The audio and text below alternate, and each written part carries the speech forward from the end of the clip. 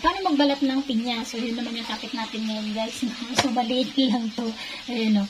Maliit lang to yun. Tara, guys, samahan nyo ako magbalat ng pinya or para may pakita ko sa inyo kung paano ako magbalat ng pinya. So, una, hiniwa ko yung magkabilaan, yung bandang ibaba at saka bandang taas, yung may hawakan na dahon. So, since maliit lang siya, kaya mas madali ko siyang balatan kasi mabilis lang siyang mabalatan. Ayan, no? Importante dyan, matalim yung kutsilyo na gagamitin yung pambalat para dire-diretso yung kanyang pagbabalat. Ayan guys, so habang nagbabalat or naghihiwa yung kanang kamay ko, yung kaliwang kamay naman yung nakasuporta.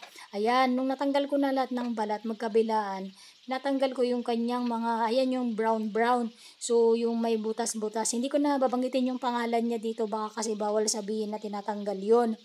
Tapos, ayan na. So, yung iba nga, yung isang side niya is overripe na kasi nga nasobrahan sa hinog. Kako kasi kay mister, siya yung bumili, siya yung magbalat kasi hindi daw siya marunong kaya no choice, ako yung nagbalat. Sinong nakaka-relate dyan na tayo yung nagbabalat ng pinya at hindi kaya magbalat ni mister? O, diba?